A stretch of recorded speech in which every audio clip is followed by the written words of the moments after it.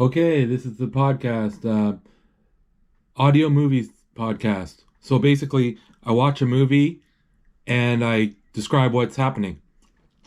I don't give the title of the movie, but the star of the movie is, I think it's Christopher Lambert, is the name is, I think, and Sean Connery. It's a movie that I loved when I was younger. Okay, let's start. I might miss stuff because it goes too fast, but it's a one take kind of thing, so I only take it one take. They're doing production company credits. And then what can I say before it starts? Studio Canal. Canal? Canal is the production company. And Canon. Canon is the other production company. So yeah. Thorn EMI Screen Entertainment presents From the dawn of time we came moving silently down through the centuries, living many secret lives, struggling to reach the time of the gathering, when the few who remain will battle to the last. No one has ever known we were among you until now.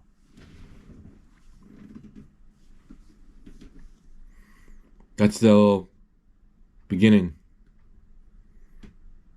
A Davis Panzer production, a Russell Macaulay something film. The title, but I don't give the title. Starring Christopher Lambert. Lambert or Lambert? Roxanne Hart. Clancy Brown. And Sean Connery. Okay, then a bunch of smaller. Oh, music from Queen. Not that it matters because you won't hear the music. Okay. You can't hear music from Queen. But yeah, Queen does the music. Some of it. It's a period piece. Well, it's there's some period piece parts in it, and then there's present time, which is the 80s, I think. 80s or 90s. Probably in the 90s. Okay, they're doing credits.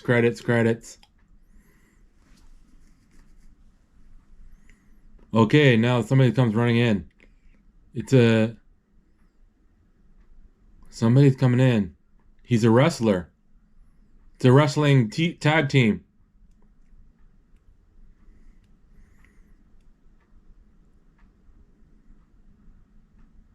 £725.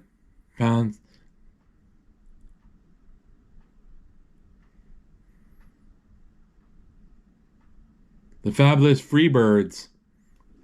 Bing, bing, the bell rings and they're going to fight. It's a tag team wrestling that they're watching on, and then it's on TV.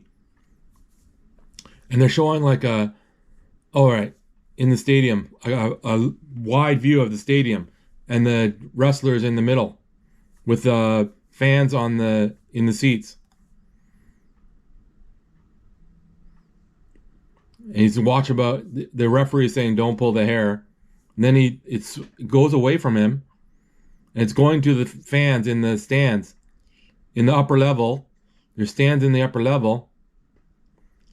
Pictures are being taken, and the main character guy, he's just standing there or sitting there. He's sitting there thinking. Then he feels something. He looks around. They're doing wrestling. They're showing the wrestling again. Ooh, slam against the ropes. Oh, shoulder punches in the head. You gotta love it that one of the fans is saying. And the main character guy, I can't remember his name. Oh, now it's in the old times where there's a battle. It looks like, he's thinking back of a battle where they're fighting swords and shields back in the old times.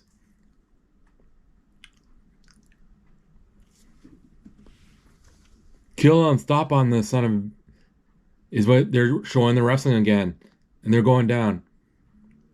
And then they show on the they're going back and forth between his dream or remembering back in the old days, and then the wrestling, and people are dying. People are dying in his dream. Well, what he's remembering back. Now he gets out of his seat in the stadium and he goes into the hallway, into the leaving. Then there's more wrestling. Now it shows him in a trench coat and sneakers. And he's in the parking lot where all the cars are. It's an underground parking lot.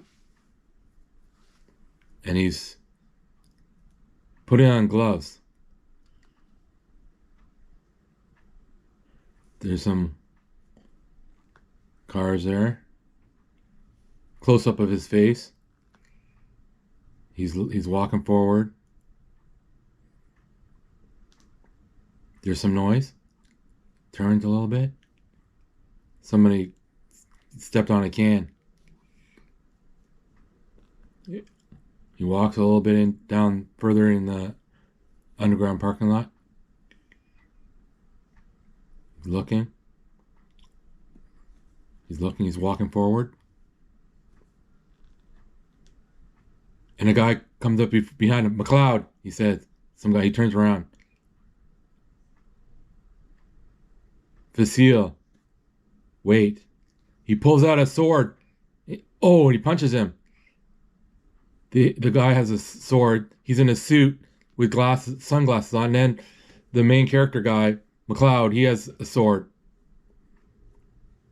And they both look at each other. One has like a French sword, and one guy has, it looks like a samurai sword. And they get ready. Oh, they're fighting.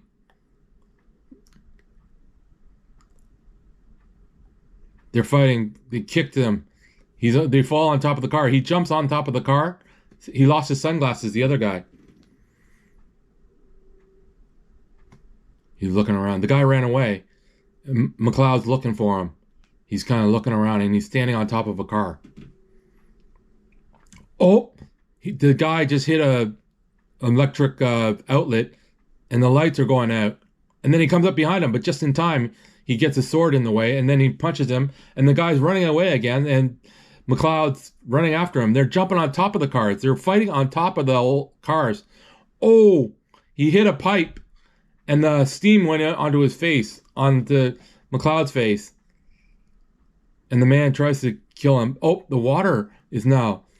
Somebody hit the water sprinkler system, and the sprinkler system's on now. And he comes running at him. They're sword fighting. They're parrying. Fight. They both have swords. Then the other guy runs. And McCloud's running after him. Why is the guy running? He gets there and their swords are clashing again. Oh, McCloud's sword got thrown away. Now he has a pipe. Oh, he hit him with the pipe. He blocks a bunch of shots.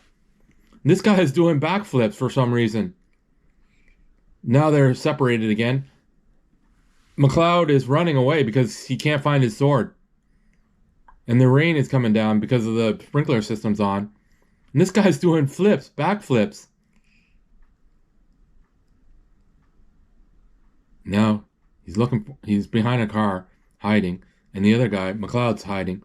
And the other guy, I don't know what his name was. He's after him. He's looking for him. He's looking for him.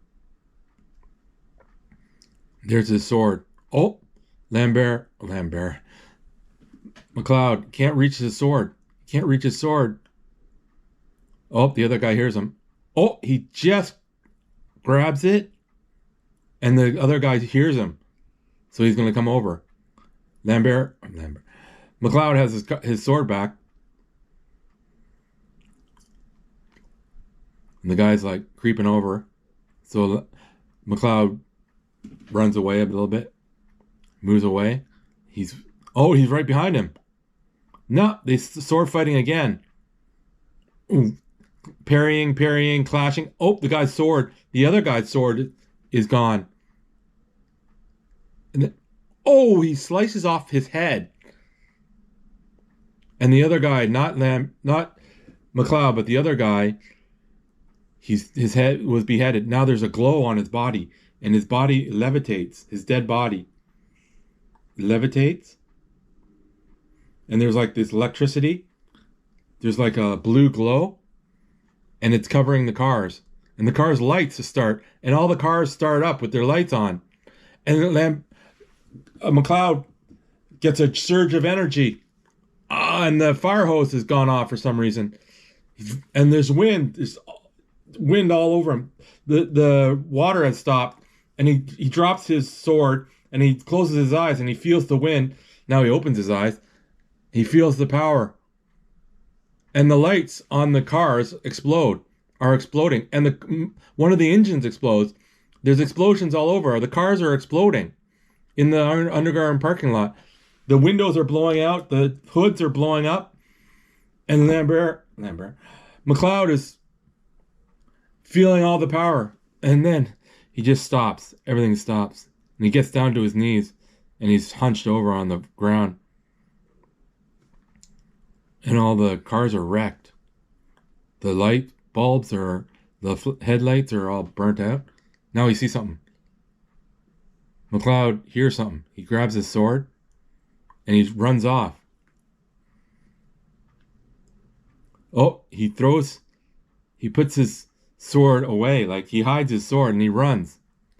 He hides it in the underground parking lot for whatever reason. Now they're going to black. Now it's old time. It's an old Scottish town. There's one huge castle and a bridge over the river. Oh, there's McCloud. He's in furs and stuff. And there's a drummer. And there's a Scottish bagpipes. And they're heading, I don't know where they're heading. They're heading out. Their people are, and they have a Christian. 1536 it is. Victory to the Clan MacLeod, they're saying. They're on horses. Victory to MacLeods. And then there's bagpipes. They're all, I don't know if they're heading out or they're coming back. I think they're heading out to a fight. Are you scared, Connor? No, Cousin Dougal. Don't stop nonsense. I don't know what he's saying. I can't catch it all. I guess they're heading out to battle.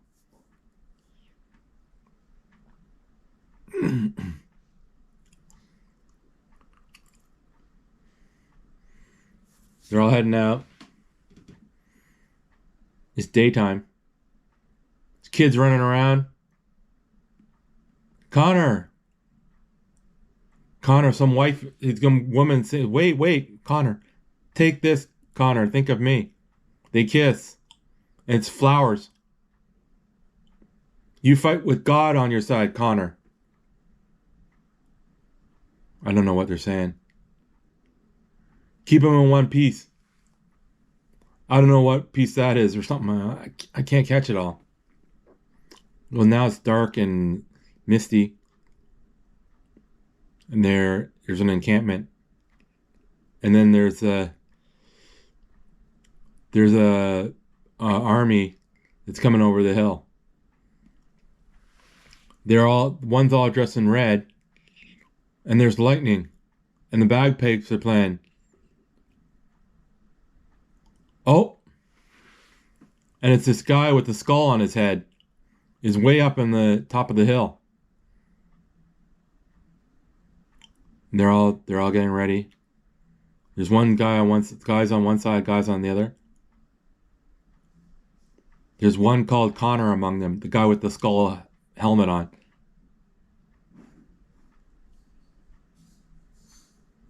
Remember our agreement, Murdoch.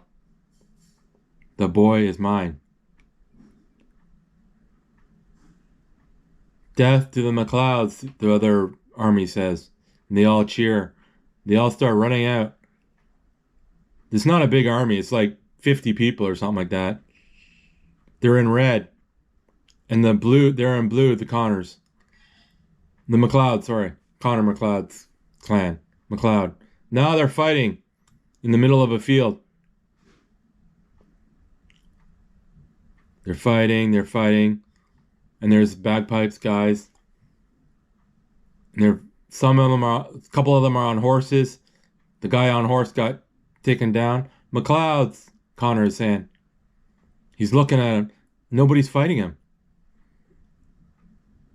He's looking around. Everybody's dying.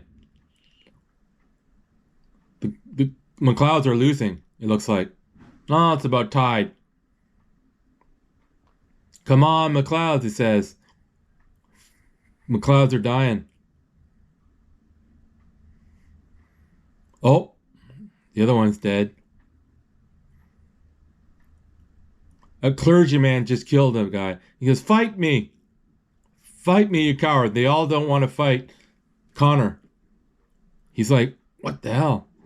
And then the guy with the skull helmet is killing a bunch of people on horseback. Nobody will fight me, Connor says. They all run away. Great, laddie, stay by me. Oh, the horse guy on horseback. Mother of God, he says. The guy with the skull helmet and on horseback. Fight me, he says, the guy with the skull helmet. Oh, and he gets jabbed right in the heart, or in the gut, by the guy with the skull helmet. And he twists it, and Connor is hurting. Connor goes down. And the guy with the skull helmet, and then his cousin says, no! He's about to, there only can be only one. He's about to cut his head off. And then a bunch of McLeods grab him. And Connor is just in agony with his stomach. Because he got stabbed in there, like sword right into his. And then boom, it shows his eye. Now we're back to present day. And he's driving an old Porsche. He's driving fast. It's an old style Porsche, I think. I don't know my cars too well. The police are after him. Oh, the police surround him. And they have their guns. Get out of the car. Get out of the car. And he can't do anything. Move, he says. There's all kinds of people around him. Watch him, they say. Move. He's getting out of the car. They grab him. They manhandle him. McLeod, spread him, McLeod. Let's see some ID, pal. He pulls it out. Mr. Nash, where are you going in such a hurry? Oh, he punches a guy. And they're like, bring him in. Bringing him in. Don't move, pal. Don't even breathe. He has a gun to his face. And then they go to black. They fade to black. Oh no, they fade to the old. We're back in the 1500s in the town that Connor is from. And it's nighttime. Well, it's like the sun is going down.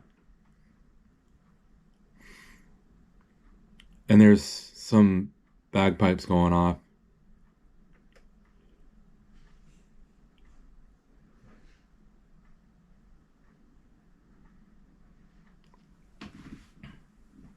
And then the priest is saying some things and Connor is dead. No, the woman is like, no, this guy's dead. The priest, quiet. The woman that loved him. He's a Highlander by God. Something about a wailing woman. Something about a wailing woman. I didn't catch it. You can see him breathing. He's supposed to be dead, but you can see he's breathing. His stomach is wrapped around, bandages around his gut, but it's all blood all over. Now there's flashes of lights, and there's a dead body with no head. Back to present day, and the police are covering it. Police are everywhere. Forensics are supposed to be here at the same time as homicide. This one came unassembled. They cover up the body. We're questioning a guy named Nash, an antiques dealer. Brenda is the girl's name. Cause of... They're joking around.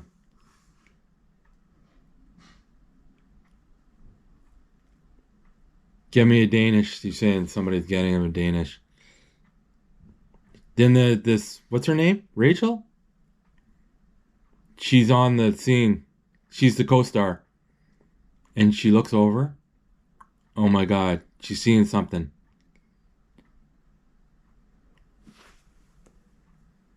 I don't know what they're talking about. Frank, come here. The woman says. Oh, he spills his coffee. What's she looking at? Oh, it's a sword from the dead guy. It looks like an old one from like Paris. What the hell do you got? Toledo Salamanca. A sword, Frank, a very rare sword. Is it worth much? Only about $1 million. And he whistles. Whew. Any antiques dealer on Hudson Street can tell you that.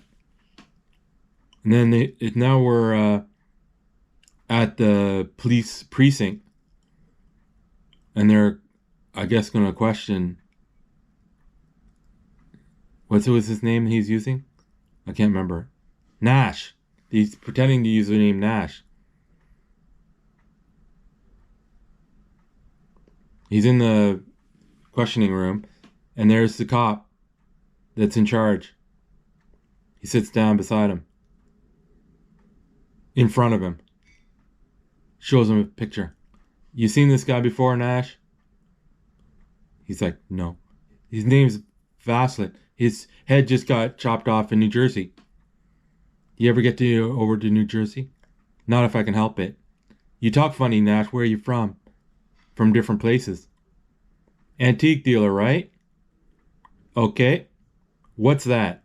And Connor, Nash looks at it. A sword? Wise up, smartass. The cop says. Toledo Salamanca broadsword. You want to hear a theory? You went down that garage to buy it. I don't know, you tell me. Fazil. You fought about the price and then cut off his head. You want to hear another theory? The Fazil was so upset. He went down there and in a fit of depression cut off his own head. It's not funny if somebody laughed. You faggot, Nash? You cruising for a piece of ass? I'll tell you what happened, the other cop says. You went down to the job for a blowjob, but didn't want to pay for it. No, you are sick. Oh, and they start fighting. They start wrestling.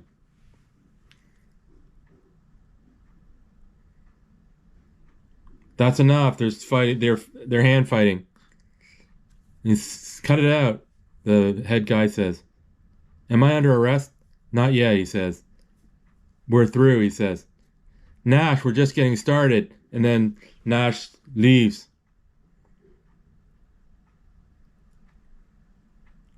Now the radio station talking about the guy that's decapitated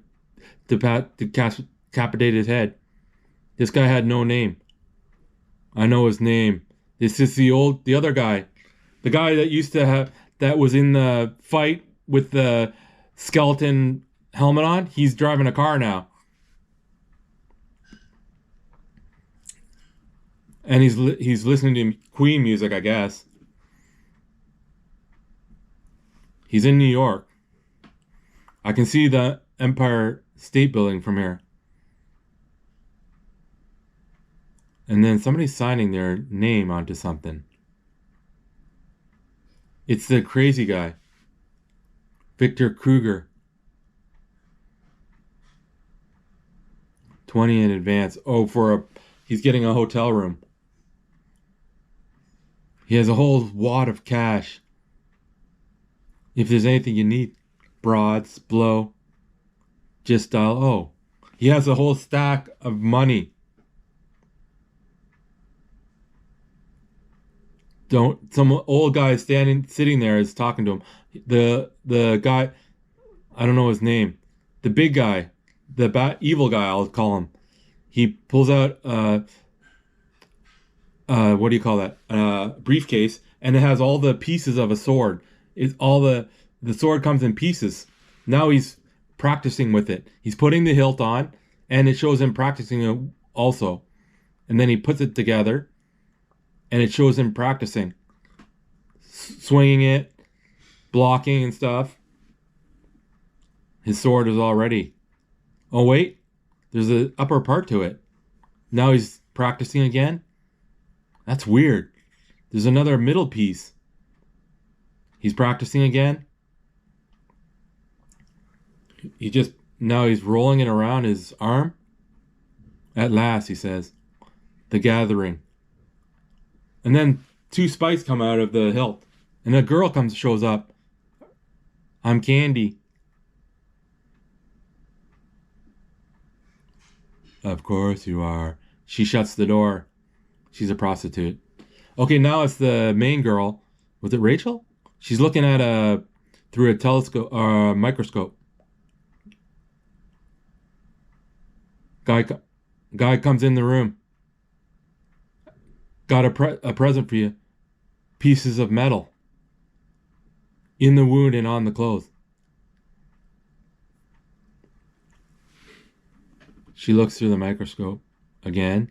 Then she stops. She looks at the piece of metal that they got from the scene of the crime. And then she's looking on a computer. They can't be right, she says. Absorbance.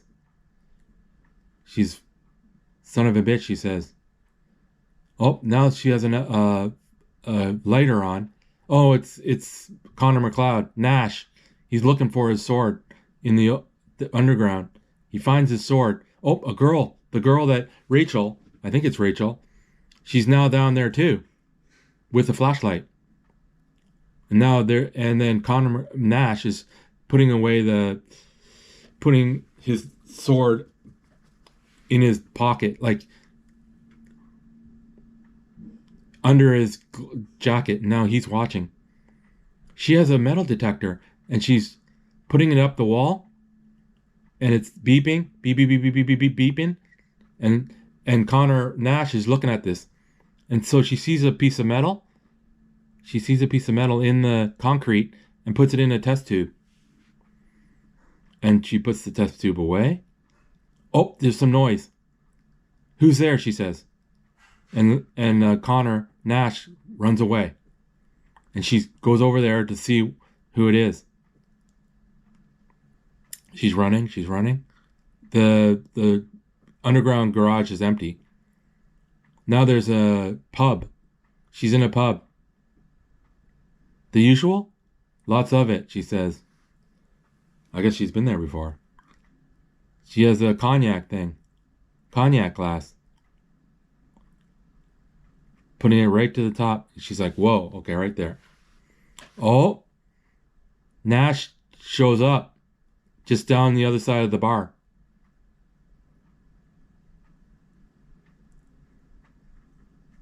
Go to the garden often?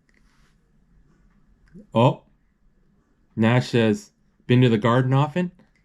And then she's like, what'd you say? And then she now goes over to her. She goes over to him.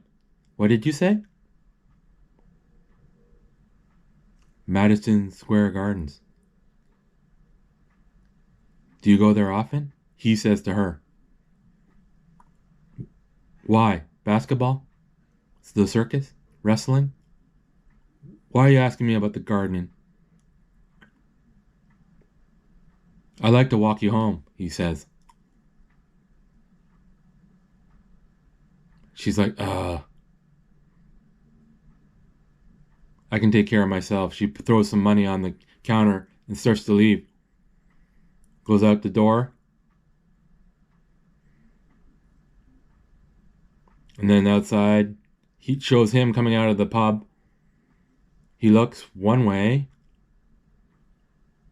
This is Nash, Connor McLeod. He puts on gloves and starts walking away. And then she's behind the building watching him. And he's walking down a nighttime on a street. Nobody's around. And then he's like, He stops. He looks to the side a bit. Then he starts jogging a little bit. Oh, Rachel is following. I think it's Rachel. I'm not sure now. She's following. He comes around the corner, and then he pulls to the side. And then she's walking. And he sees something. He hears something, or he's alerted by something. Nash. And then Nash grabs Rachel by the mouth, and she's struggling. Be quiet, he says. Oh, whoa! It's the evil guy with the sword. And they both run. And she moved to the side, and he has a rope. And he grabs the rope. And he's trying to get him with the sword, but she throws him a pipe. And they're fighting. He's missing. The evil guy's missing. He's running away with the pipe, and he's running. The evil guy's running after him, and he punches him. He hits him with the pipe. The guy drops his sword. He hits him with the pipe. Then he takes the pipe away. The evil guy has the pipe now, and then he hits him right across the face, in the stomach. Nice to see you again, McLeod. Nice to see you, McLeod says. I'm the only one. Or there only can be one, or something. I can't remember what he said. He grabs the sword, and Connor says, no. He swings and he misses. Oh, the police with a helicopter police says, put down your weapons. Put your hands on your head. And they both go, the evil guy says, another time. And they both run in different directions. And he says, hold it right there. The police guy and the police officer's helicopter. The girl, Rachel, who was that? He called you a Highlander. There can only be one. One what? Shut up, he says. Don't you ever follow me again. You only have one life. If you go home, you only have one life. If you believe, whatever, go home or whatever. Now, it's back in the old day again. Back in the old town in the 1500s. He should have died, he says. He's got the devil in him. And Connor McLeod comes in the room. It's like a pub. And everybody looks at him. And they all quiet. All his cousins, and he looks around.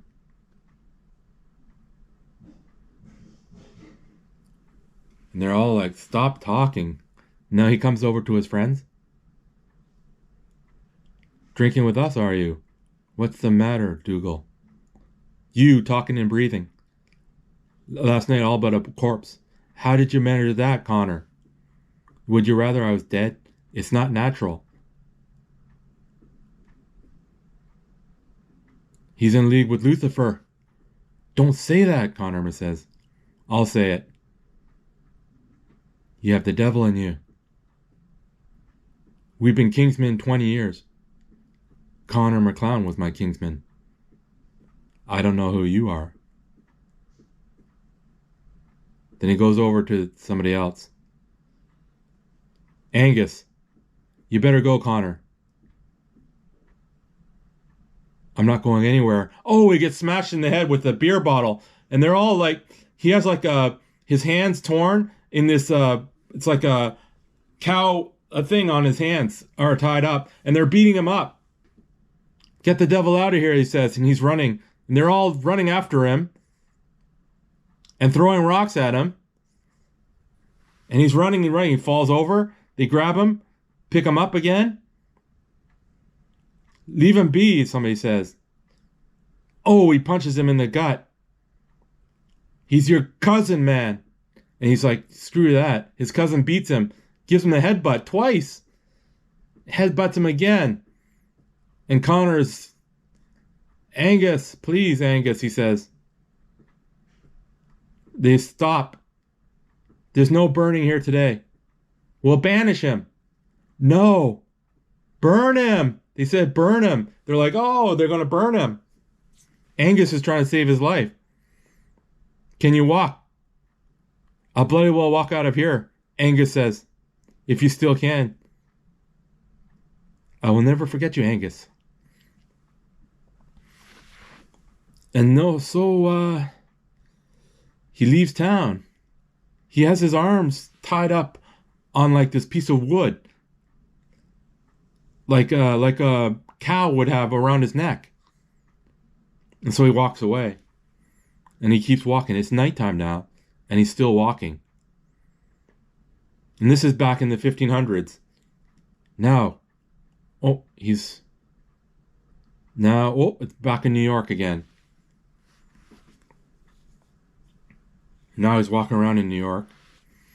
He has his trench coat on.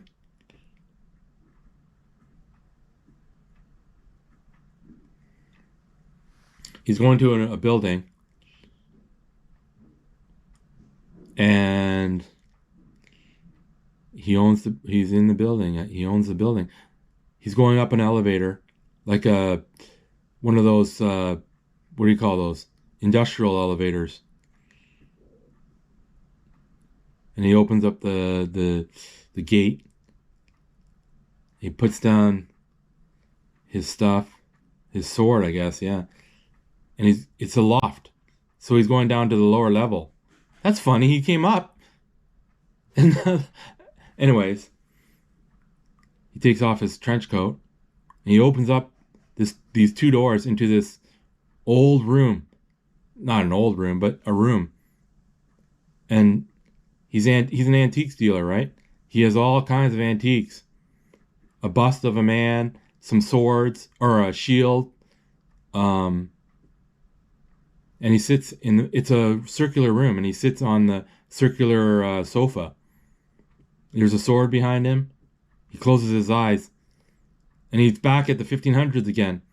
And he's working on a mill. He's living at this castle with this woman. I don't know if he built the castle.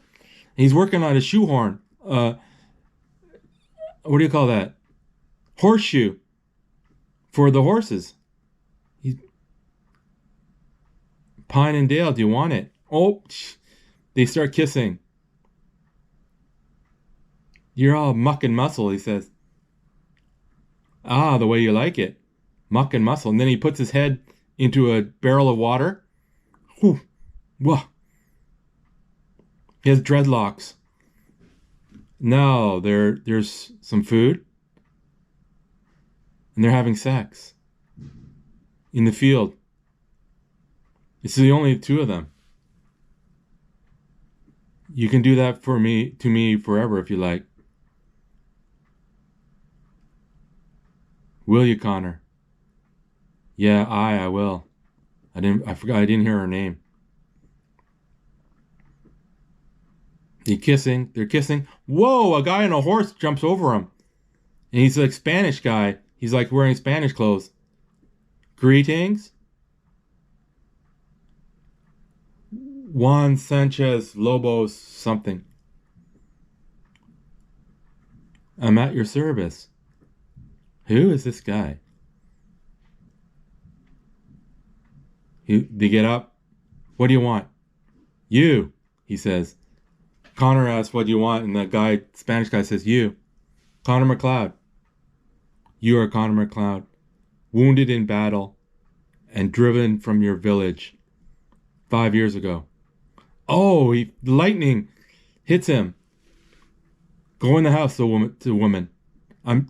Do as I say, woman. She said I'd stay here. Do as you should, woman. So she leaves. They're going to talk. And there's lightning shooting out. Oh, lightning just hit him. And he's like, oh, he's screaming, and lightning's hitting him. The sensation you're feeling is a quickening. And he's like, he's on the ground. Who the hell are you? We are the same, McLeod. We are brothers. Now back to New York. And the Rachel is going in the police office. She's going into the main office. And then he's talking to the detective. A Vietnamese neighbor ate his dog is what they're working on. How's the things over at forensics? How about some lunch? Good idea. Who pays? She says, me. You're on, he says. The hairs in the Moretti case matched up. What did I tell you? She forgot her purse. Meet you outside, he says. She's going through his notes to find about, there's Nash's headshots. And then Nash, or Connor, is sharpening in his sword in his loft. And he looks at the metallurgy history of ancient sword making. That's Brenda. Brenda Wyatt. Brenda, I was saying Rachel. Brenda is the writer of the book about sword making, the metallurgy. Metallurgy? Okay, back. Sometime a blade is not enough, the old Spanish guy is saying. He's training. It's way back again in the old days. They're on a boat. And the Spanish guy is, I don't like boats. I don't like water. I'm a man, not a fish. You complain endlessly. You stupid haggis. What's haggis? Sheep's stomach stuffed with meat and barley.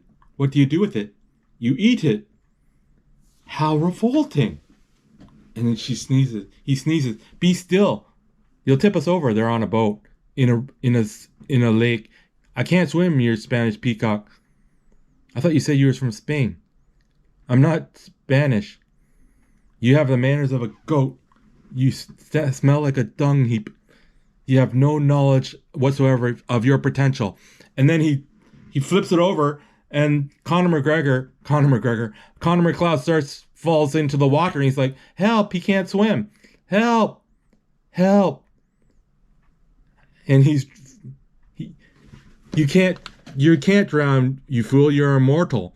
And the Spanish guy starts rowing away, and there's a huge lake, and Conor McLeod is falling down to the bottom. Now he's at the bottom, and he's standing on the bottom, and he's okay. He's breathing water, and he's looking at himself. He's like, I can breathe. And now he's walking around at the bottom of the lake. And he's like, and now he's laughing. Ha ha ha ha. And he pulls out his sword, and he starts cutting some of the vegetation. Then he comes out of the water by the shore, covered with some moss, and the Spanish guy is sitting by a fire. And so he's creeping up behind him, and he has a sword. He's creeping up. Now he's out of the water. Connor. He's right up behind the Spanish guy. He's about to hit him. Oh, and he misses him. He crude and slow. And he flips away his sword.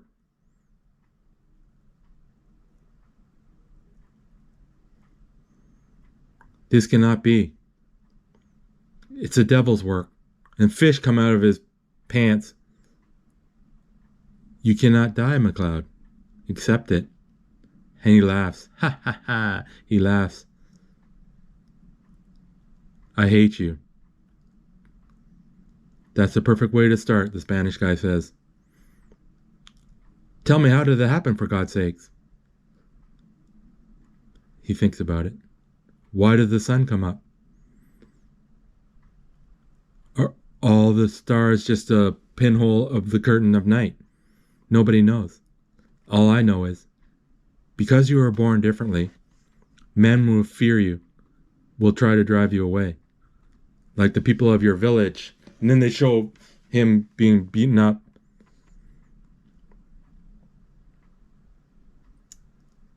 They're sitting in a little shed.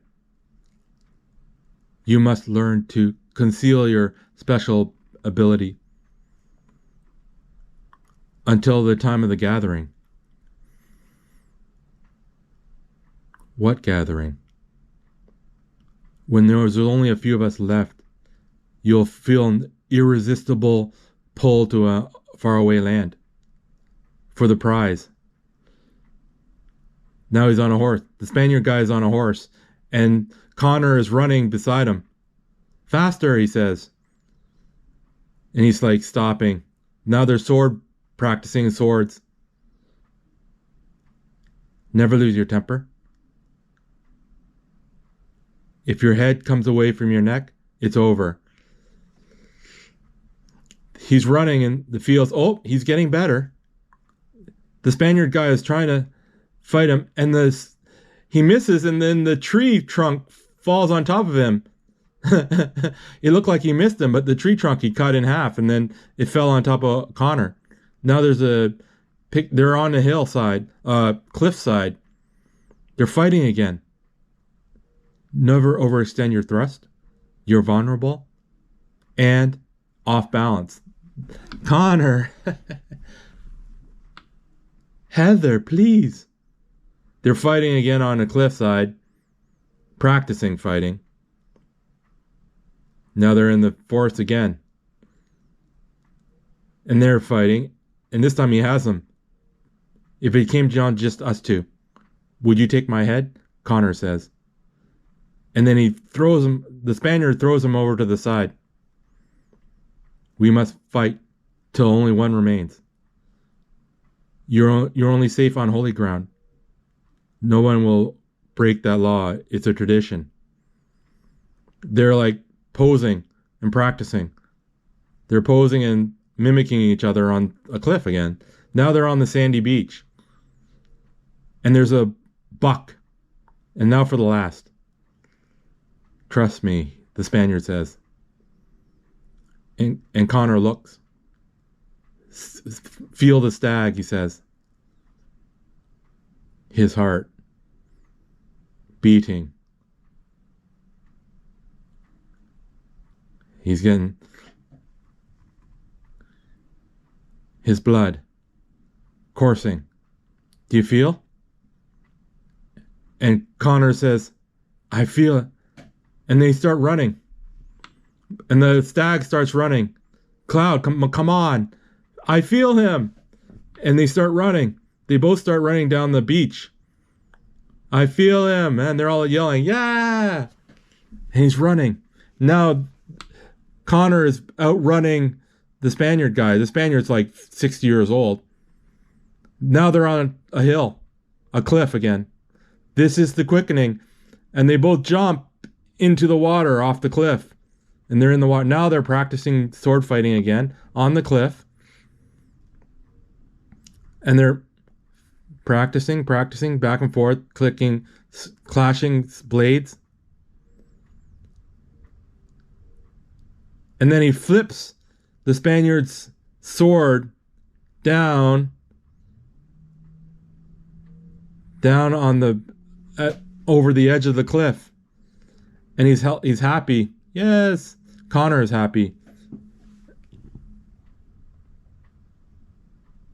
Now, what can we see what kind of swordman you become? On guard. Not on guard. Whatever he said. They're starting to fight again with the sword. He attacks and he keeps blocking. Connor keeps blocking. Now, double block.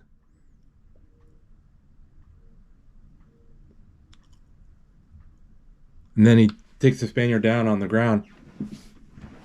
And then he, give me your hand, and he helped him up. Now they're in the little village by where they live. There's kids playing. There's music playing.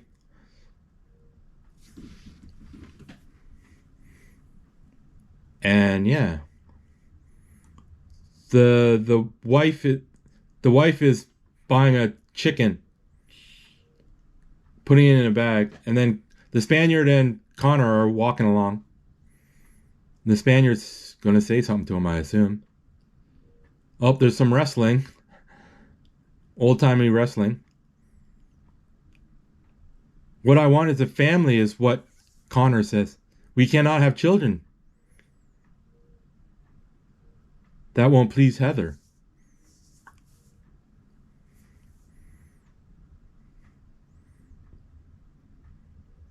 Oh yeah, she comes over. Here's dinner. They hug and kiss. She's gonna buy herself a new dress.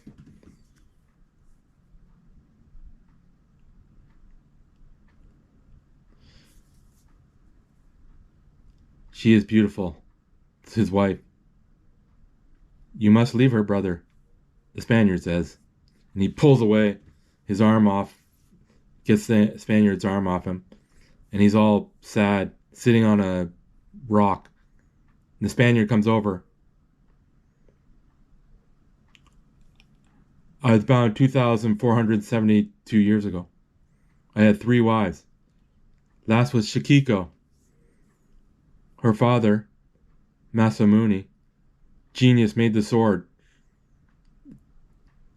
593 BC. It's the only one of its kind. Like his daughter, and he gives him the samurai sword. When Kikiko died, I was shattered. I'd save you that pain.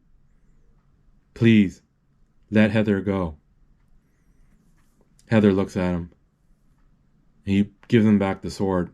Connor was looking at the sword, and then he walks away. The Spaniard guy is warning Connor that he's going to feel bad. When we first met, you felt ill.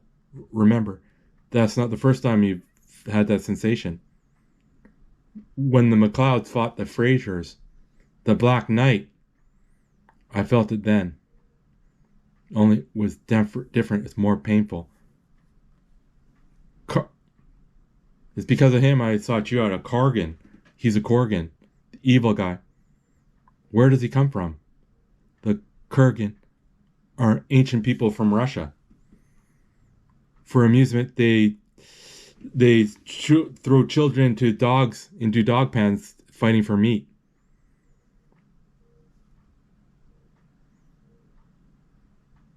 If he wins the prize, mortal man will suffer eternity. How do you fight such a savage? My heart, faith, and steel. In the end, there can be only one. Now it's nighttime at the place where Connor lives. Oh, Heather and the Spaniard are talking. Talking about his wife.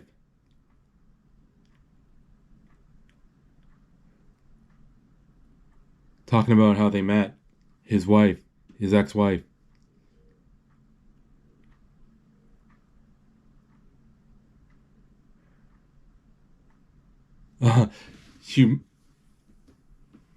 Anyways, they're talking gibberish.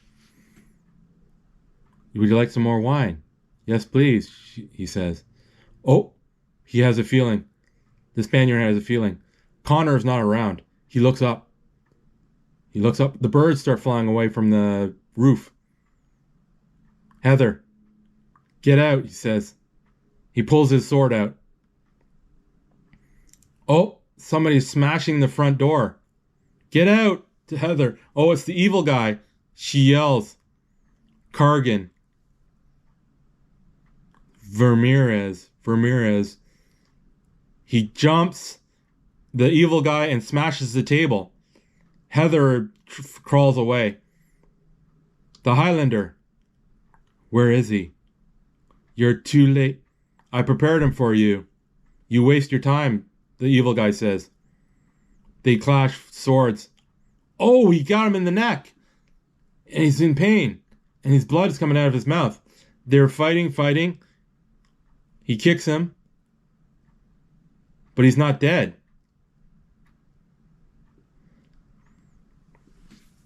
He runs up, the evil guy runs up the steps a bit, and he says, come follow me. He motions to, so the Spaniard says, it hurts?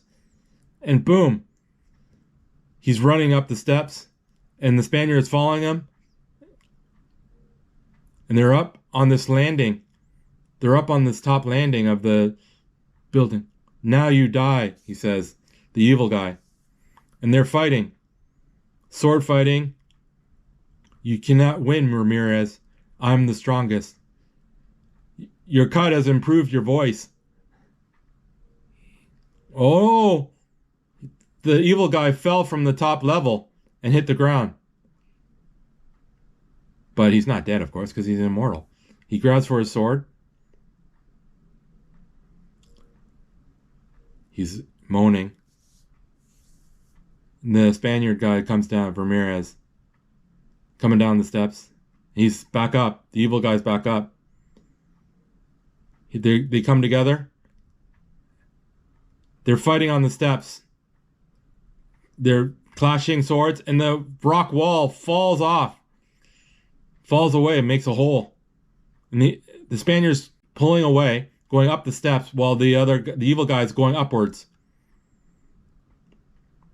And they're fighting. He's going up. They're slowly going up. Oh, and then the wall falls out again, making a hole. And the whole upper landing falls down too. The building, and the Heather is trying to get away. She can't move. They're fighting. Fighting.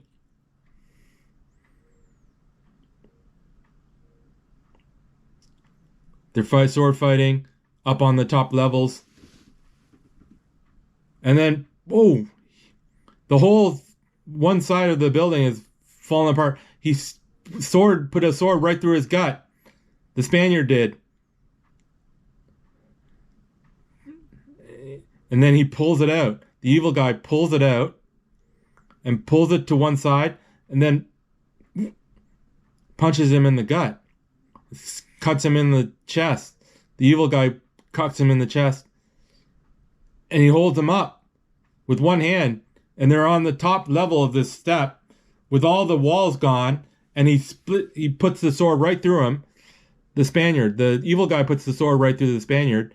And the Spaniard drops his sword. And he looks down at the woman. The evil guy. Who is the woman? She's mine, the Spaniard says. Not for much longer. He spits in his face. The Spaniard spits in the evil guy's face. Tonight you sleep in hell, the evil guy says, and there can only be one, and he cuts off his head. And the body falls down from the steps, and then he starts feeling the power. And he raises his hand like the Jesus pose. He's feeling the power that's coming into him. And he holds his sword with both hands. And he's feeling the power, the evil guy. And then he opens his eyes. And Heather is just standing there on the bottom. And then, whoa, he falls off a piece of lightning makes him fall into the rubble of the building. And the building is pretty much ruined. And the woman, he grabs the woman's Heather by the neck. Hello, pretty, he says, the evil guy. And then they end the scene. And they're back at New York again, present time.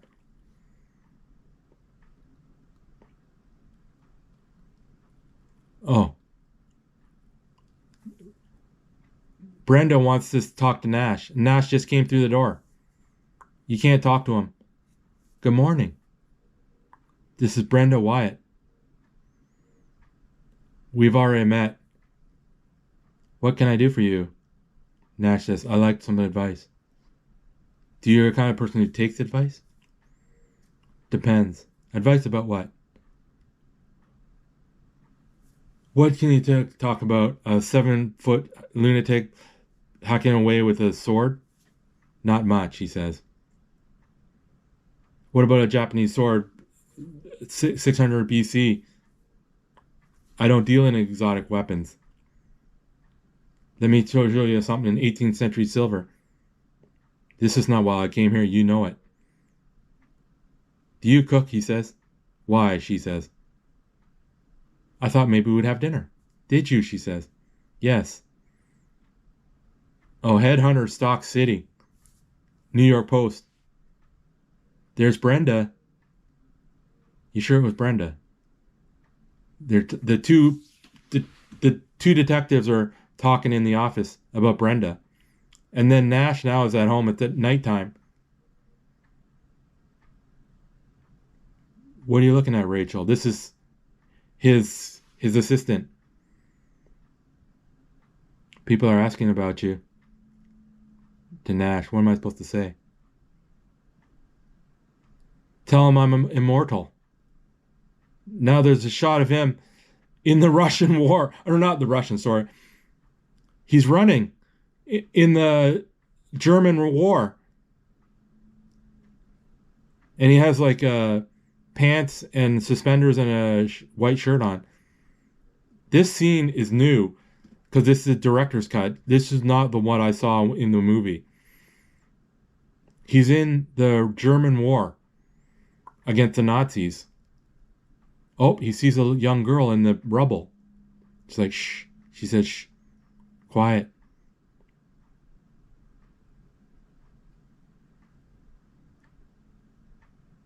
Don't be afraid. What's your name? Rachel. Oh, it's the Rachel. Everybody's dead. This is Rachel. That's his assistant. Come with me, Rachel. He's carrying her. Oh, and he gets shot by a German with a machine gun. But he's still alive, of course, because he's immortal. You're alive. I thought you died. It's a kind of magic, he says to Rachel. And then he knocks over the Nazi.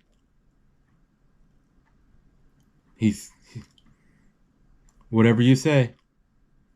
Master race. He shoots the guy, the Nazi guy. Let's go, Rachel. Oh, that was a long time ago. Would you listen to me? One moment, please. You can't hide your feelings with me. I've known you too long. How about loneliness? I'm not lonely. I got everything I need right here. No, you don't. You refuse to let anyone love you. Love is for poets.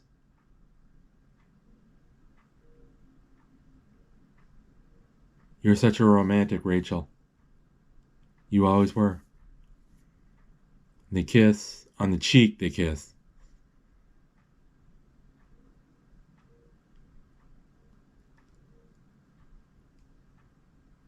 He goes out the door.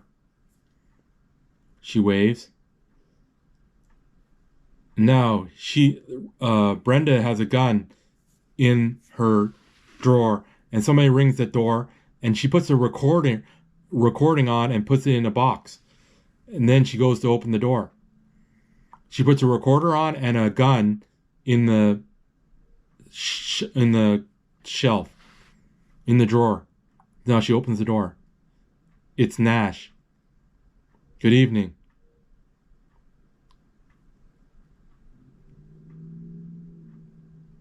You want to dine in the hall? Or should I step inside? And she's like, oh yeah. Yeah, come on in. He has like a bottle of wine and a book. I missed that part. Sorry. Not important. Small talk. Where are you going? I forgot my earrings. Make yourself a drink.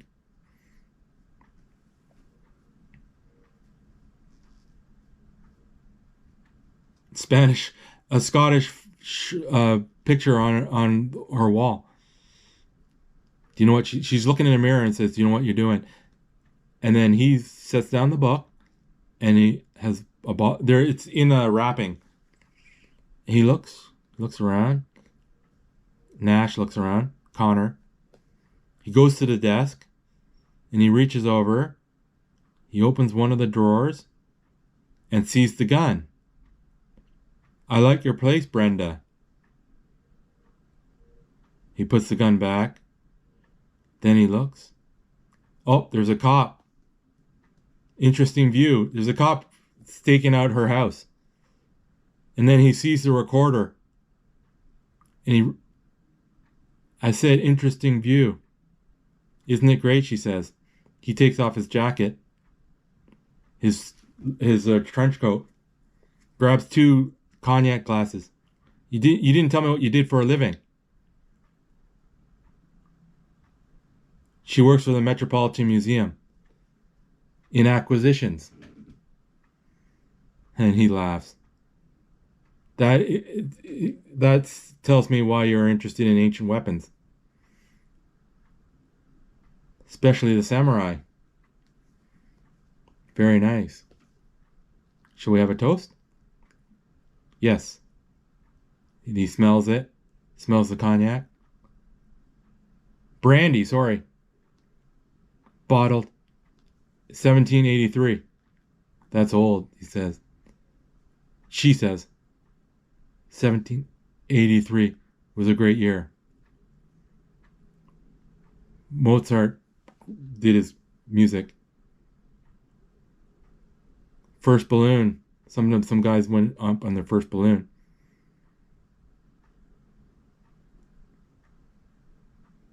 And England recognized the independence of the United States. And then he takes a sip of his brandy. I might have screwed up there. What's that? She says. It's for you. Can I open it? If you like. It's a book wrapped up. And she goes to open it.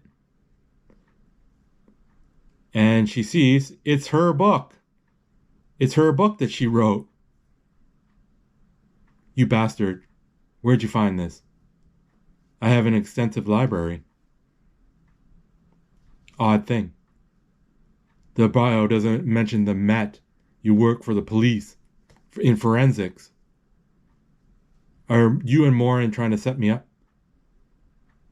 Why is there a bald policeman sitting outside your apartment? You remember him? He's been tailing me. What are you going to do? What are you going to do? Are you going to turn off the tape, or are you going to shoot me with the 45? Is what Nash says. Nash puts on his jacket, pulls it. I'm not looking for a killer. I'm looking for a sword. I just want to see the samurai, she says, because it's not supposed to exist. I dated the blade, the metal, from over 600 years. Where did it come from? If I can verify it as the existence of it's like finding a 747 before the Wright brothers flew. Wait, Nash, I want some answers. You want. Don't you ever think of anything but what you want? Now he starts walking away. And Brenda's like, shoosh. Okay, now he got his jacket back on. What? He's hearing voices. He's walking into his steam. Now it's back in the old days. And his building is all blown up. Where he lives is all torn up and there's his wife that got raped by the evil guy. And there's Connor. They built a little hut next to the building. And they're looking at the old building that was really tall. It was like 3 stories tall that where they used to live. Now they live in a hut. Now he's polishing his sword, and she's running after the geese. Now it's winter time, and they have a dog. And then they grab each other. They're hugging. And then they're both going inside. It's in wintertime. Now it's summertime. And he's riding a horse.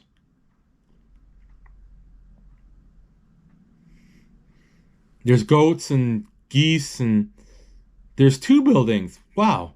And 2 little, like, what do you call those? Made out of, like, whatever. Anyway, it's not important. He's looking for Heather.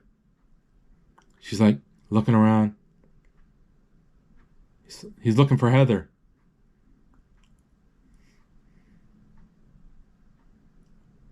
He says, Heather. And then she comes. She said, Connor, I'm here. She's old. She's getting older, and he's not growing at all. He's not getting old at all. She has gray hair. Well, her hair is going gray. And she's carrying a goat. Yep, her eyebrows are all gray, and they're in bed together, and she has gray hair. My husband, Connor, my husband. That is right, my love.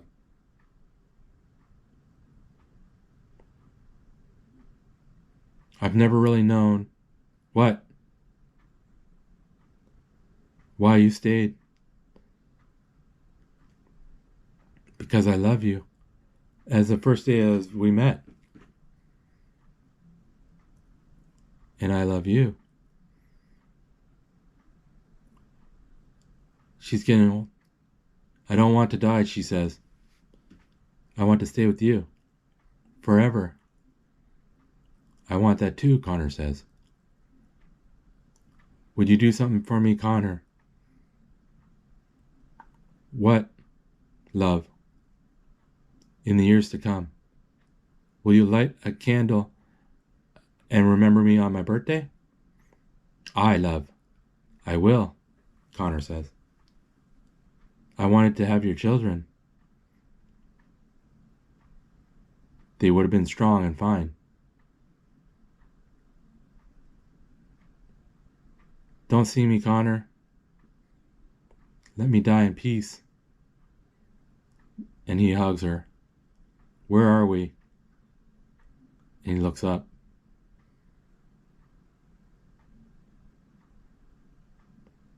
We're in the Highlands.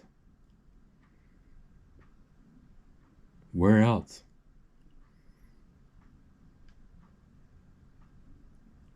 Running down the mountainside.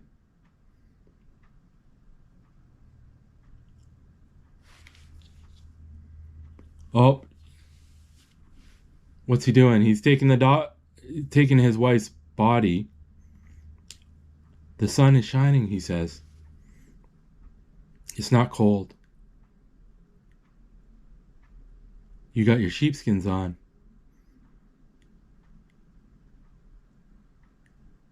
And the boots I made for you. Oh, I think she just died. Good night, my buddy Heather. And he leaves his sword. He burns his buildings that he used to live, and he buries his wife. And he takes the Spaniard's sword with him. Now there's a black guy, on a bridge in New York. And there, McLeod, he says, good to see you again. Seems like 100 years. It's been 100 years. Oh, his hands are... Oh, they're not fighting. They're friends. They have some alcohol. A Mickey.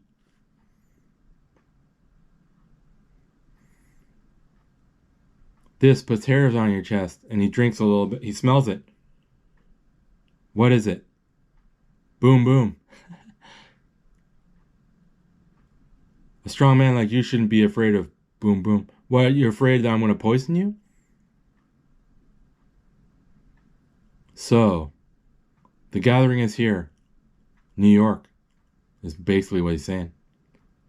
Time has almost caught us, my friend. Do you think we should go on? I think we should have a party. Oh no. Last time we had a party. When exactly was that? 1783. Now it's a flashback. Oh yeah, your famous duel with some guy. His name was Stassen or something. Oh, now they're having a duel. A French duel. The guy's drunk. Tell him I'm ready, and he's falling all over the place. I think I've gone blind, but it's his wig. And he stabs him in the gut. And wonderful, sir, he says. And then he gets up. Connor gets up. He says, Vasek, is that you? And he pulls his wig up, and he throws away and stabs him again in the gut. And he goes down. And he gets a kiss by his assistant. And then he gets back up again. And he laughs. And he gets stabbed again, and he goes down. Stabbed again. He goes down. Stabs again. He goes down. Stabs again. And goes down.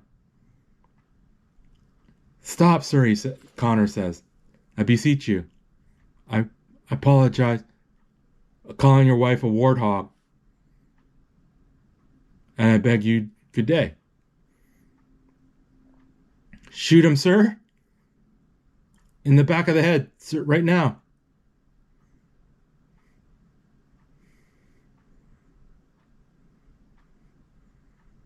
And the guy's going to shoot his assistant. And the assistant's running.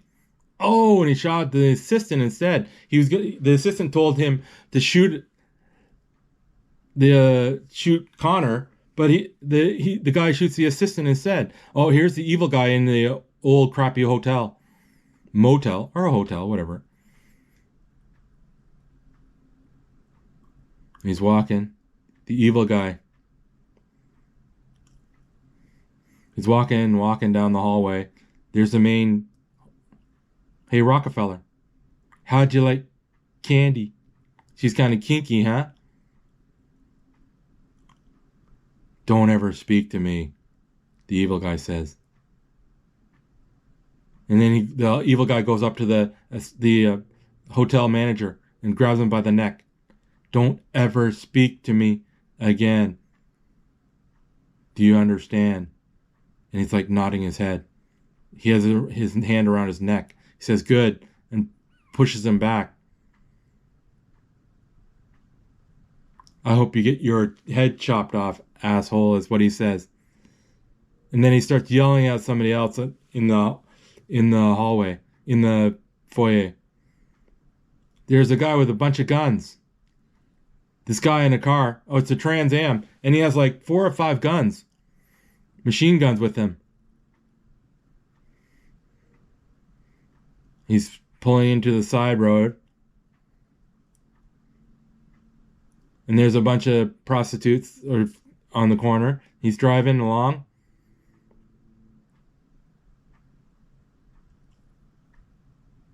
Then he sees 2 sword guys fighting with swords. And he pulls over and he pulls back. He reverses and see what he just passed. This guy in a Trans Am. He grabs one of his Uzis. It's an Uzi. Okay, Marine. This is for real. They're sword fighting. The black guy and the evil guy.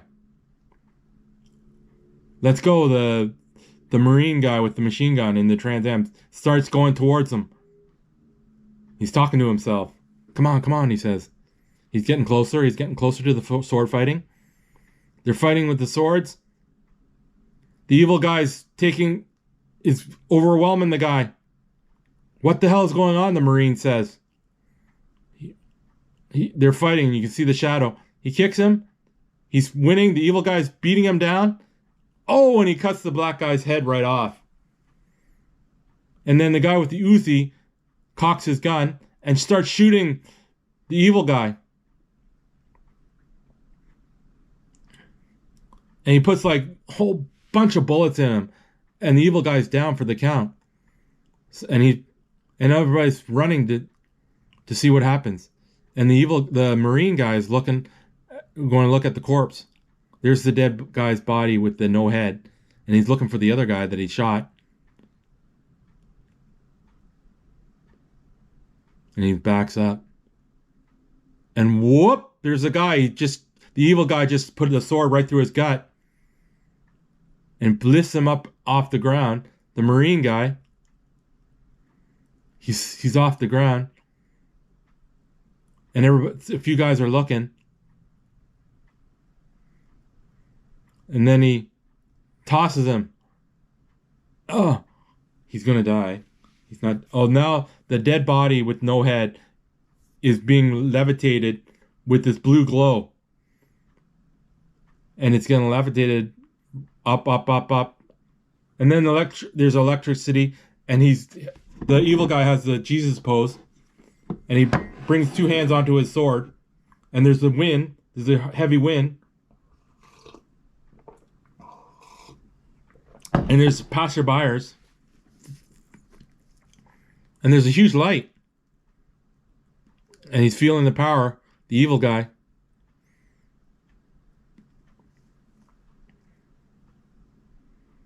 And there's an old woman that says, for God's sake, all the windows blow up. All the windows of what do you call that? The sewage, what do you call that? Thing blows up. All the lights and all the windows from every building. And he's yelling. The evil guy's yelling, ah! What are they called? The sewage things. Great. The caps. What are they called? Okay, anyways. Now he grabs his sword. And he starts running at people. And they're all getting out of the way. And he smashes the top of the car and rips it open. And grabs the guy in the car by one hand and throws him over. And the old woman is sitting in the next seat, and he jumps in the car, the evil guy. Hey, he says, Mom, boo. And he starts driving off. Top of the car was ripped open. Daddy, help me, Daddy, help me. This old woman's is in the passenger seat. And he's like, whoa, now she's on the front hood. Now the detectives. There's no witnesses. That's New York. 20 people walking around and nobody sees a thing. What is he on, drugs? He's a Marine. The Marine guy's not dead yet. They're in the hospital talking to the Marine guy with the Uzi. I got 3 inches of steel rammed through my gut. You saw the guy that got you. They show a picture of of Connor. The guy was trying to kill me. He had a scar across his neck. They got the wrong guy. The evil guy is what they put the sword through him, and Connor, Nash, didn't do it.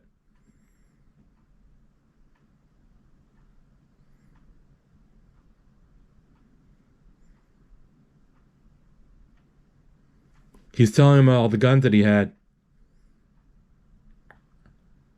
I can't protect myself. He has so many guns, and I can't protect myself. He got up after I put enough lead to kill a man. The cop says, maybe work with our artist and get a picture of this guy. Take it easy, pal. Hey, cop. You think I'm nuts? Something else I gotta tell you. After he threw me against the wall. And then he's telling the story, but you can't hear it. He's telling how all the energy blows up the buildings and stuff. The windows in the building. They all nod and then walk away.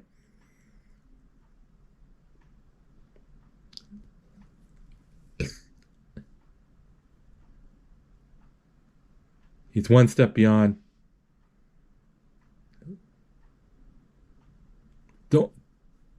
Don't tell him about sword fights. Headhunter 3, Cop 0. Have you read what this says in here?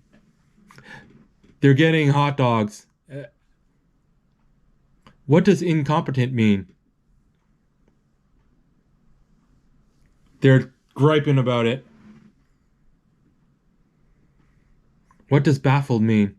The hot dog salesman is making fun of the cops, the detective. Now we're in a library. And it's Brenda is looking in the library. And she's walking around in the M level M and N. She pulls a book out and she opens it. He's looking at something. Oh, he's looking for his birth certificate. Nash, Russell Edward Nash, Syracuse, New York. Now this old man's looking at Nash's Syracuse. Unwed mother. That's no big deal nowadays. Back there in Syracuse, it was a stoning offense. What happened? She had the baby and died. He was illegitimate for a minute and a half. He died right after she did. The mother and the son died, and Nash took his name. And she's like, he died? Now she's in another building, in the archives office, in the forensics building. Hello, Brenda. I did what you asked. Went through the old deeds. 5 previous owners. 1796 he went back to.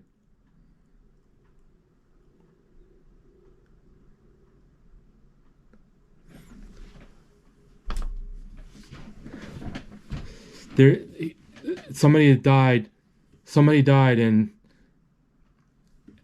illegitimate babies that died at birth. Now they're taking all of Nash's pseudonyms that he took and his signatures, and they're putting it down at in Nash's name. Russell Nash, all the different names and all the different levels, and they all match. All the letters match from what you got here. A guy that's been creeping around since 1700s. Every so often, he gives all his goods to some kid and assume their identity. And then she's like looking at him. It's not possible, Brenda says. Have you seen this guy in the New York Post? It's the evil guy's photo is the headhunter. Headhunter revealed, they say. Oh, now they're in a church. And Nash, Connor, he's walking into a church, and he's going to where they set up those candles. And he lights one of the candles and places it in the slot in the position and kneels down in front. For you, my bunny Heather. Happy birthday. Remember he promised? And from Ramirez. Something about haggis. So he's sitting in the seats by himself, and the evil guy comes over. He's in black. He's always in black. He makes this cross sign and he prays a bit. Then he puts out all the candles, the lights out of the candles. And then these sisters, they look up at him. And now he's starting to walk over to Nash, to Connor.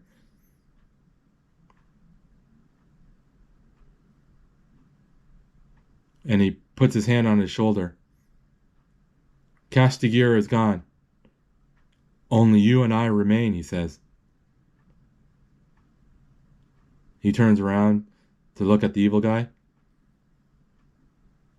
Nice to see you. His hair is shaved off. I'm in disguise, he says. This way no one will recognize me. I do, Connor says. What do you want? Your head, the evil guy says. And the prize, he says. Happy Halloween, ladies, he says, and they make a cross sign. And he makes noises, la la la la la at them. People are looking at him. He's like 6'5", and he's like, the Spaniard's blade didn't cut deep enough. You are slime. He was a snob. The Spaniard died on his knees when I took his head and raped his woman. That was his woman. It was Connor's woman. Now they're all getting escorted out because he's being loud. Connor just figured it out. Ramirez lied, the evil guy says. It was not his woman. She was your woman. She never told you, and she never told you. Maybe perhaps I gave her something. He grabs him. Connor grabs him by the jacket. Something secretly she yearned. They're fighting. They get up and they're... Ramirez taught you. Remember what Ramirez taught you. You can't stay in here forever. You are weak, Highlander. You will always be weaker than I.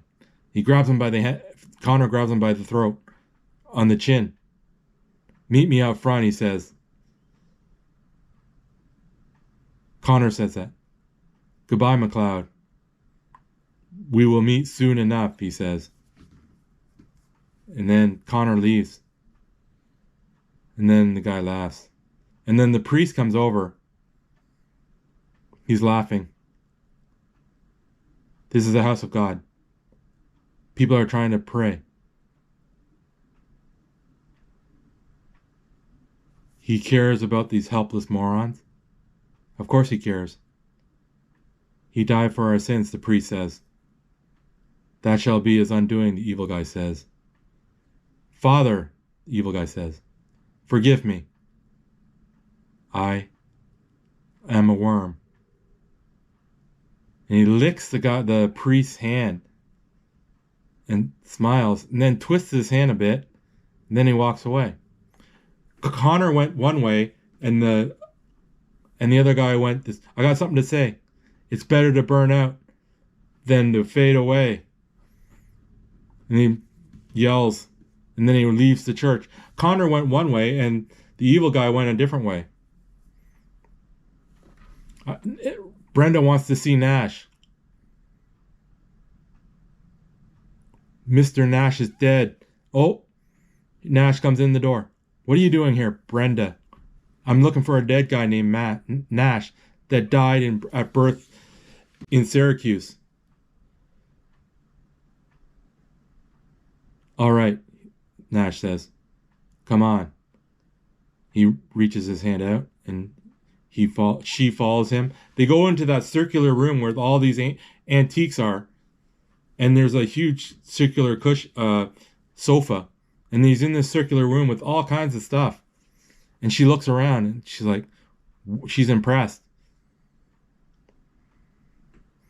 And she's going around the room, looking at stuff. Are the claymores real? What is this, a museum? This stuff must be worth a fortune.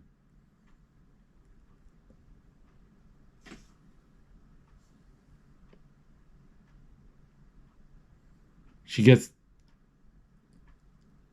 4.5 centuries, and I cannot die. I've been alive for 4.5 centuries, and I cannot die. Everybody's got their problems.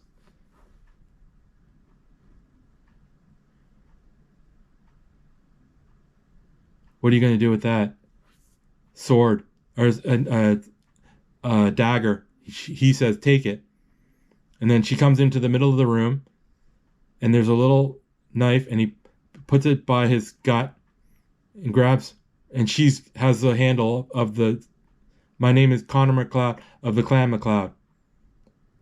I was born in 1518 in Glenfinnan in Lochshmere, and I am immortal. And he shoves the dagger into his stomach, and he falls over onto his knee. And she screams, and he looks up. He looks up, and he pulls the dagger out of his stomach. And then she looks. She grabs at his stomach, and she's crying.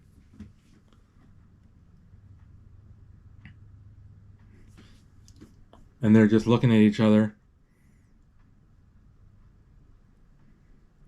He's been around for 4 centuries. Centuries?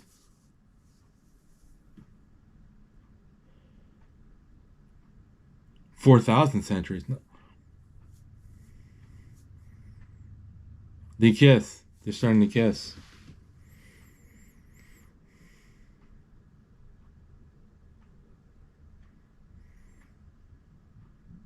Now they're naked in the dark room. Oh, he's kissing her breasts. I guess they're on a bed. They're having sex. They're having sex.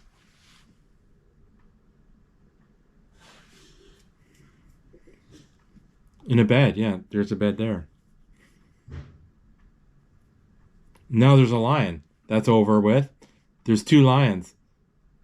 I'm listening. They're looking.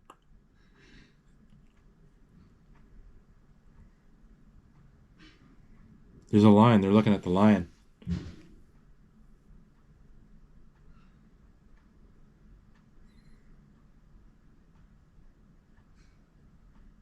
You know what's weird, she says?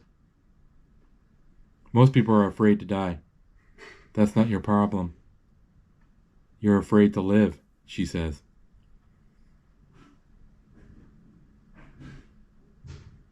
Take care of yourself, she says. Don't lose your head. And then she walks away. Oh, there's a guy in the background. And then now Brenda has a bunch of books. She's like 5 books. And she's going up the stairs. Hello, pretty. Oh, it's the evil guy at Brenda's house. And Brenda tries the key to her, and he's slowly walking up. She goes through the door, shuts it, and locks it. Brenda. Oh. Now he breaks through the door with his bare hands. Now she's running away, and he's just walking at her briskly. She's running. She has the gun, but the gun's no good. Now, they're in a car. They're in the car, this old, a car, and she's in the car with him. And he's like driving on the wrong side of the road. And she's like, watch out. He's driving on the wrong side of the road with the car. And she's screaming.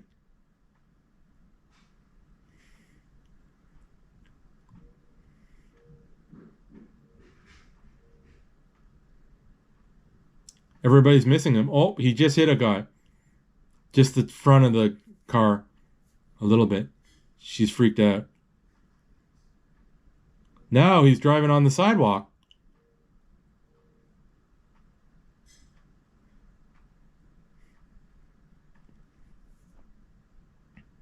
Driving fast down the streets. Whoa, and he's going through stoplights. And people are crashing behind him, but he's making it through. Cars are crashing behind him. Watch out, she says. There's a truck. Truck is in the way. Oh no. The truck moves out of the way just in time. And he goes right in between two trucks. And they miss him. Now he's driving down the wrong way of the street again.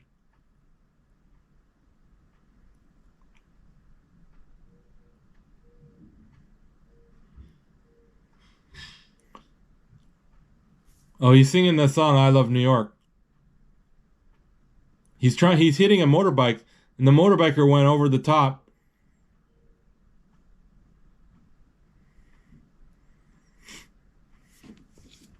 Okay.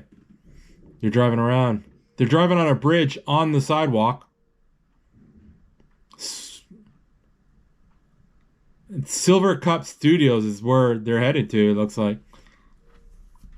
They're driving on the bridge, and they're driving on the sidewalk of the bridge. But luckily, there's no pedestrians. And they're just going as fast as can be. And Brenda went unconscious. She was so hyper that she lost breath. And now it's a recording that he sent a message on his answer machine, because it's in the 90s, 80s or 90s. It's an answer machine. He left a screaming message of Brenda screaming. Now Connor is getting... There's instructions on the desk drawer for Brenda. You'll have everything you need. You're not coming back, Lara says. Even if you kill him, you're not coming back, right? She says. And he walks over to her. Sweet Rachel, you always knew this would happen. Russell Nash dies tonight. And they hug.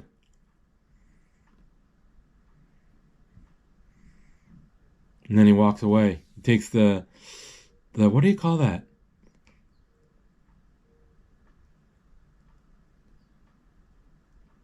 It's kind of magic. That's what he said when they first met. He's taking the elevator. What? Utility elevator. They're at the Silver Cup building. There's a huge sign, and it's, yeah.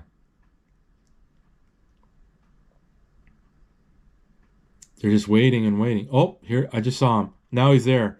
He bring the sword, the samurai sword, and he's wearing a leather jacket and jeans.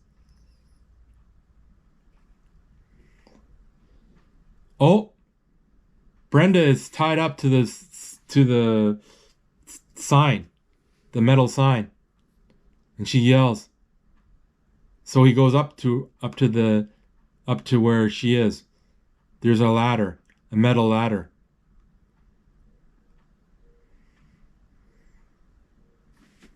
He's climbing it. He's climbing it.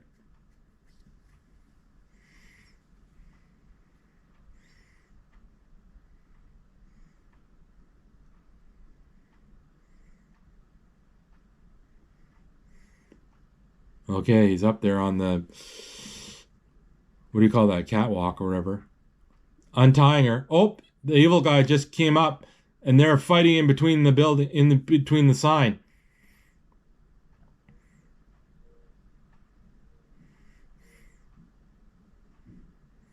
They're fighting. Sword fighting. Oh, he dropped his sword, but he just picked it up. I don't know who's winning. They're fighting. Now, Nash is winning a bit. And then Nash, falls to the next level because he cut. Nash takes one of the support wires and rides it down. And he's cutting the supports, the evil guy.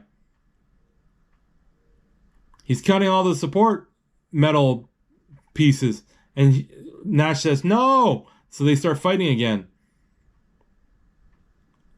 Whoa, swords are clashing. Oh, the E of the Silver Cup just fell to the ground. And the P. And now the C and the D. Or was it? There's no D. The sign is starting to weaken. And Brenda's still on the... And now there's water for some reason. It's all covering a water... what do you call that? Now the sign is falling down. And Brenda's caught on the... She's tied up to the sign. All the sign except for where she is tied up falls. They're fighting in knee-deep water.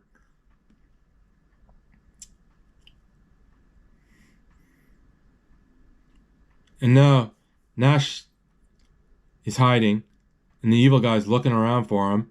He's under the water, and then the evil guy dips down below. And then Connor, pulls up his head, and then boom, they both start fighting again. They're in some water. Oh no! Her sign, part of the sign is now falling.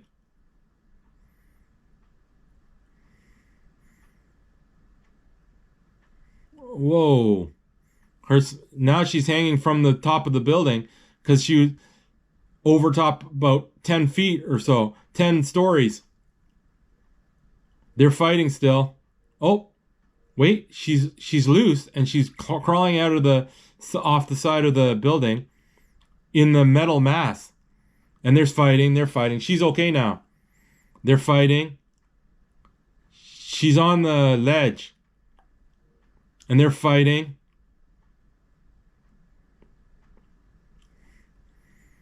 Sword fighting. Electricity is building up between the two. Oh, they fell right through the ceiling into the building of this, from the ceiling to the actual building, and then it's an empty building. It's a huge factory building. And now she's outside. Oh no, she fell through too. So she's out. She's in. Oh, the evil guy threw away his sword, Nash's sword, and he's trying to fight him with the sword, but he's slow. The evil guy is slow. Oh, he throws up his sword. They're both have hands on the evil guy's sword, and then he gets kicked. And now it ends. He says, "Oh." He's about to kill him, and then Brenda hits him with a pipe, hits the evil guy, and the evil guy takes the pipe off her. Now she's defenseless. And then, the evil guy was about to sword Brenda, but Nash's sword stops the sword from hitting Brenda, and Brenda runs away. Now they're sword fighting. They both have their swords now. And Brenda's just standing there. They're sword fighting. Oh, the evil guy looks weakened, like he's tired. And Connor looks like he's taking command.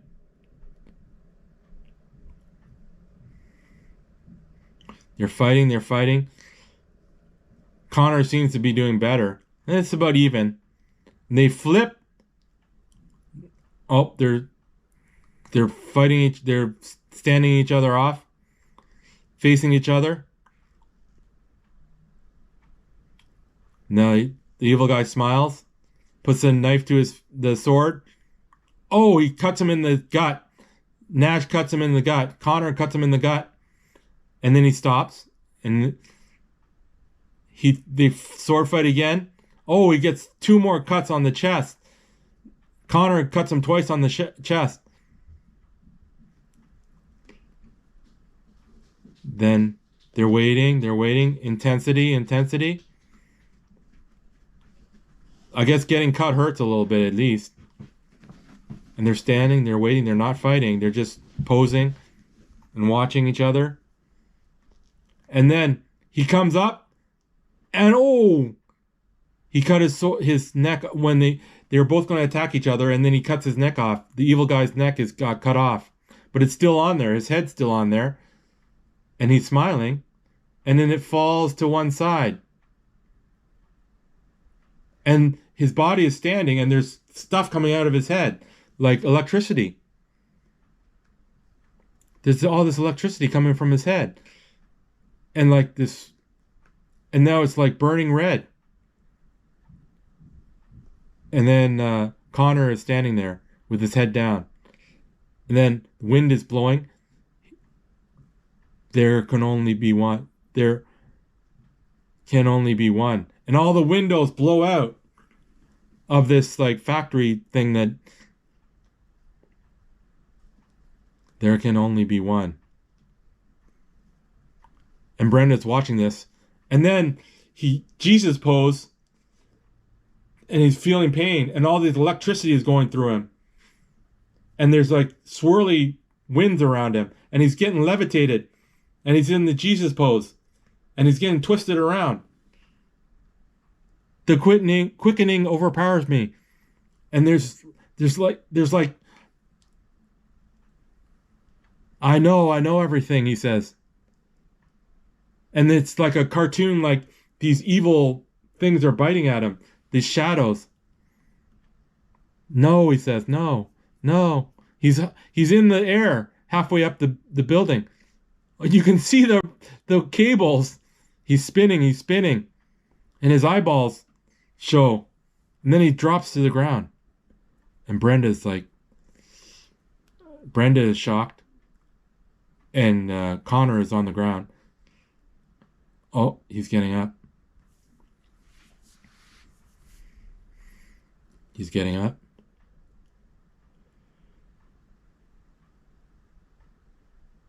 She comes to him.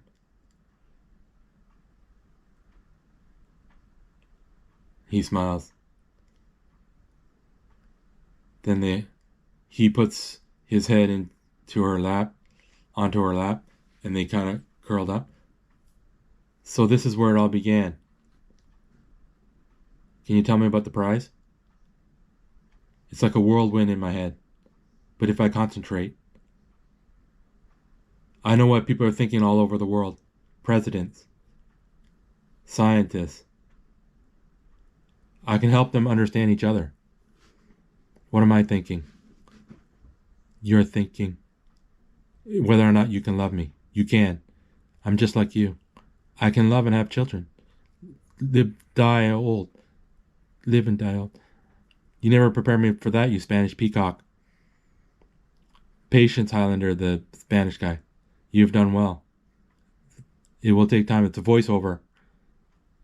Generations are being born and dying. You're at one with everything, every living thing. You have power beyond imagination. Use it wisely, my friend. Don't lose your head. Oh, Brenda and Connor are on a field together. And they start kissing. They're like in Scotland again, I guess. And they're kissing. They're in the field, rolling hills.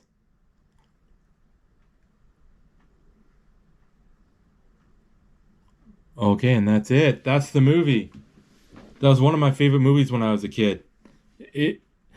The sequels were pretty much crap, but yeah, it became a famous movie in my day. Whew, that was good. Okay, I have to go to the washroom, man. Not that it matters. Okay, I got nothing else to say except signing off. Remember, live your life and see what happens. Okay, later.